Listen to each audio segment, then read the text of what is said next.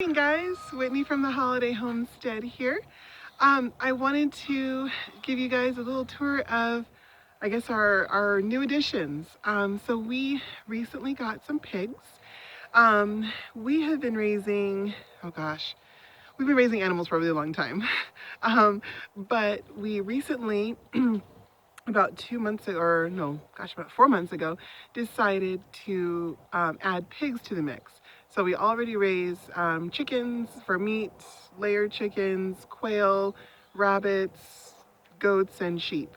And we decided to kind of up the game a little bit and get more meat production, and then also kind of like a larger animal for just to see how versatile the diet was, to see if we can get away from store-bought feed and get more into just feeding them from the garden directly.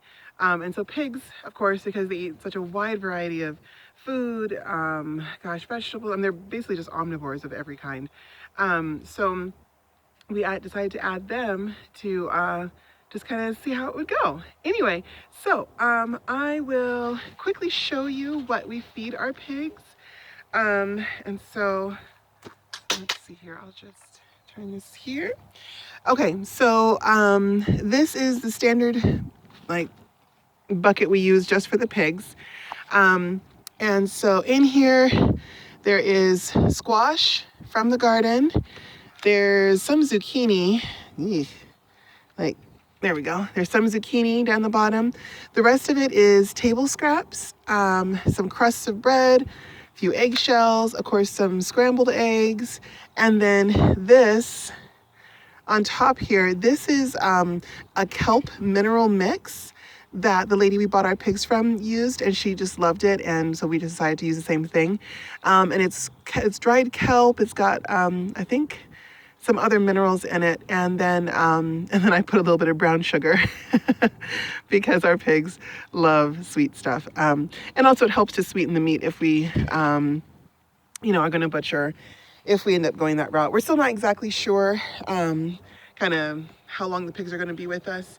But we do like them so far, and we're just kind of testing it out, like I said. And worst comes to worst, and it doesn't work out, and we don't, feel like it's working out for our farm, then we have ham. And best case scenario, it does work out, and we start breeding pigs and have piglets and on and on. So anyway, so everything in this bucket that I have here is from here. So, I mean, the table scraps, that's obviously from here. I've got two really large, I call them yellow keenies.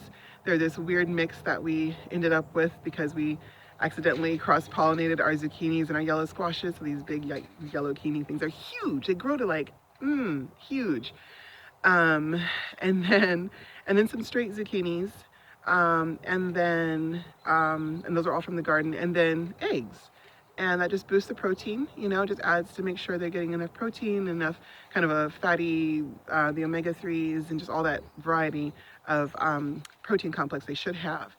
And so none of this that's in the bucket came from the store, is the point, basically. And so that means that we finally have an animal on the farm that we can feed just from farm implements.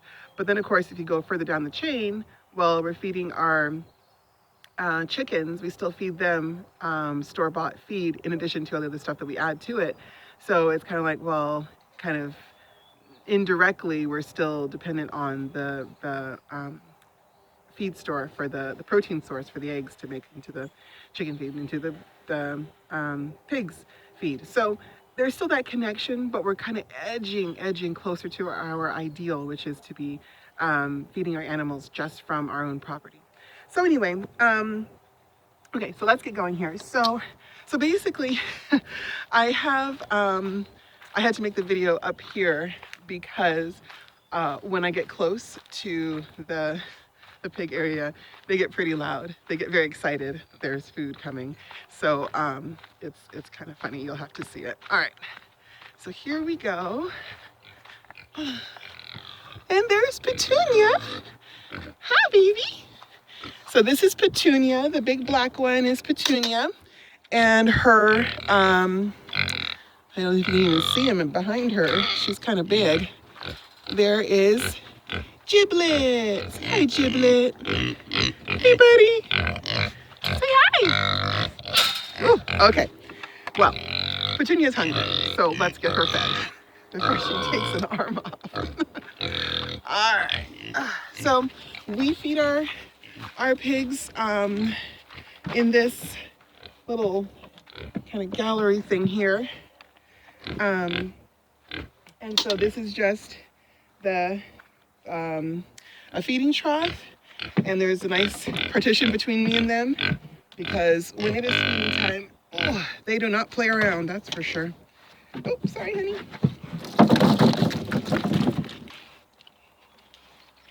Okie doke.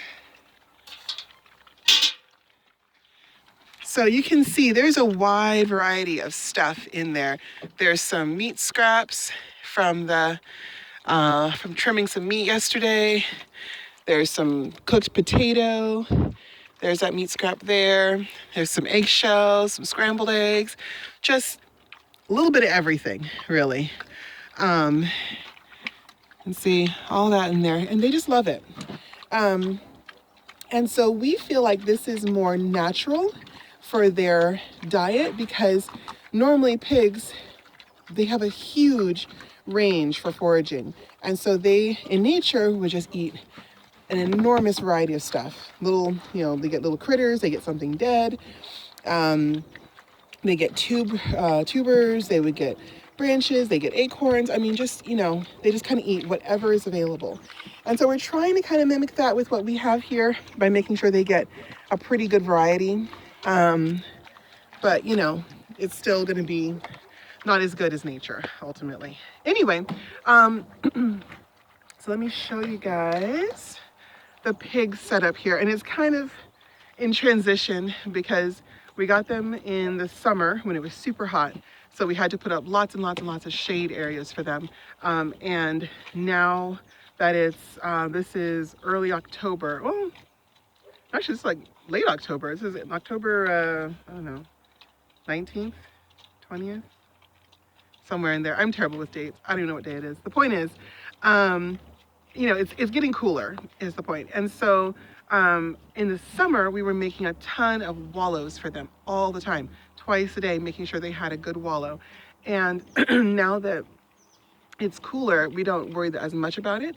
But every once in a while, I still will make sure she has some kind of place to lay around. And she loves the water. Pigs love water. They love drinking water. They love laying in water and playing in it and just all kinds of stuff.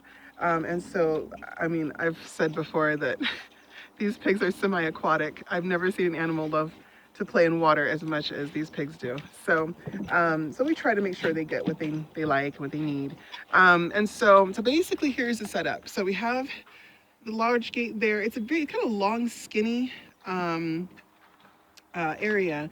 But so we have the gate there, and then that is a chain link enclosure that we put them in the very first few days because we just weren't sure how the predator situation was going to be. We have neighbors' dogs that come by all the time. We're not fully fenced.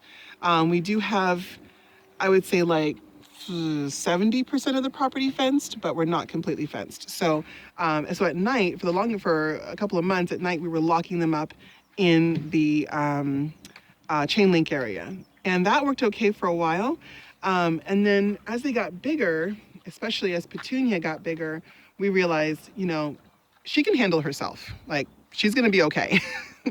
And so, so we started, and also when Giblet got bigger too, her little boyfriend there, Giblet, when he got bigger, we were able to feel more comfortable leaving the door open, and they would have the whole area to run around in day and night and just kind of have more freedom there. So now they use the chain link enclosure as their poop spot, which I think is them telling us that they don't like it. Because that's the place they go to poop, which is fine. It doesn't matter, but it's just funny. Anyway, and then there was a shade cover that they decided to lay on top of instead of underneath, and so it's bowed down. And then my husband put together this cute little house for them just to keep them you know, with some good shade all the time, whatever they wanted, and also a place to put the straw so that we can keep them warm in the winter as the months get cooler. And then this is their water tank. This is just a, gosh, I don't know, 55 gallon probably, something like that. Rubbermaid garbage can, and I'll see if I can get it down there. There's a water nipple, and that's where they drink from. And the way I got them to drink from the water nipple was to do this. Here we go. So I got just an old paintbrush, you know, one used for like the grill for like a silicone paintbrush. I guess it doesn't really matter what type it is. But anyway, and I would dip it in molasses. Just good old-fashioned molasses. And I would get the paintbrush all swabbed in there with molasses. And then I would take the paintbrush and swab it all over the water nipple. And they can smell molasses pretty far away, and so they would come running to come lick the molasses off. And of course, when they lick off the molasses, they're also pushing down the water nipple, and so it shoots water into their mouth. And so it took them about, I want to say maybe about a week of doing that, almost like twice a day, or just kind of whenever I was in the garden, I would just come by and swab up the water nipple, and they'd come over and drink from it and lick all the molasses off. It took them about a week to really get the hang of it, but once they did, they were good. Like, it was incredible how much they remember, because I've heard that pigs are very smart, and I've seen that pretty well demonstrated in these pigs. They do some things that are pretty dumb, but for the most part, you know, they have really good eyesight, so they can see kind of like where the gate is really easily, or they can figure out doorways, they can negotiate around turns and stuff. Whereas what I've seen are our sheep can take like half the day to figure out where the gate is to get out into the other pasture. Oh my gosh. Anyway, so that once I figured out how to get her attention to see where the water trough was, where the water nipple was, I was able to stop using the water trough and the watering pan, because the water pan just got really dirty, and so it was constantly filthy, because you know, they're eating and they're drinking, they wallow and then they drink, and you know, so it just became this cesspool basically. And so the thing that I love about water nipples, we use water nipples for our chickens, for our goats, and now for our pigs. The thing I love about water nipples is that they are always clean. Even if the nipple's dirty, that water that comes out is fresh and clean, and usually, you know, warm or cool or whatever, you know. So it's good, and that's one of our foundational health practices, I guess, for preventing disease and other problems, is just to always make sure, sorry, the pigs are doing something crazy, to always make sure that they have clean, fresh water. Anyway, so yeah, so there's that. And then beyond here is another poop area that they like to frequent. And then we set up this big shade cover. They didn't really need it all that much because they had other shade areas, but you know, in the dead of summer, you want to make sure your animals have plenty of shade. And they love it. I mean, you can see their little wallow spot is right under there. So so they're pretty happy with all this, I think. You know, we've really tried to make sure that they have what they need to be comfortable, and that's always my feeling. Even if you are going to butcher an animal, you know, make sure they're happy. Why not? It's a good thing, just to make sure that they are happy and well fed and comfortable and all that good stuff.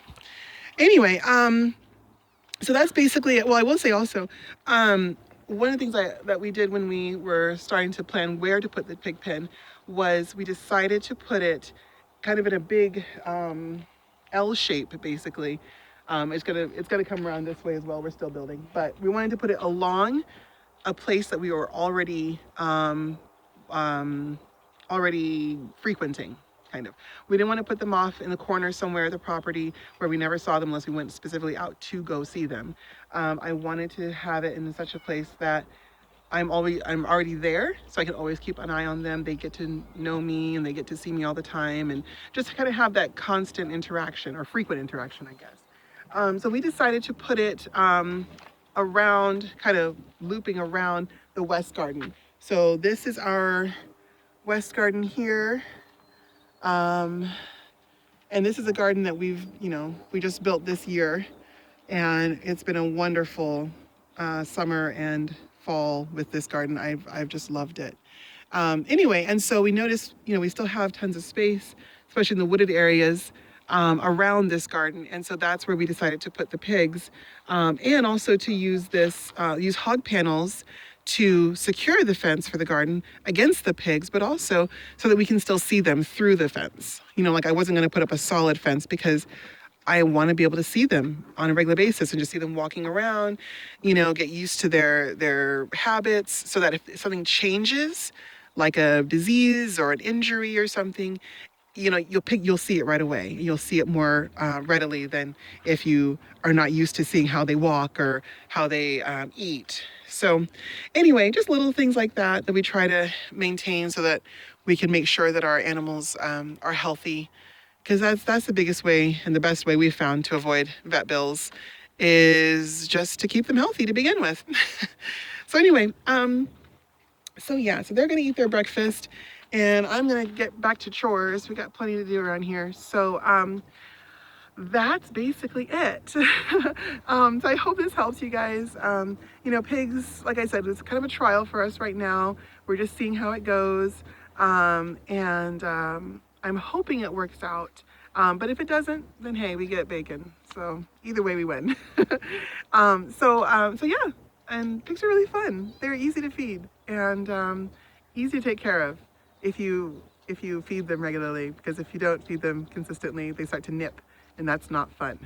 So yeah, get pigs. They're awesome. All right, bye for now. Bye guys.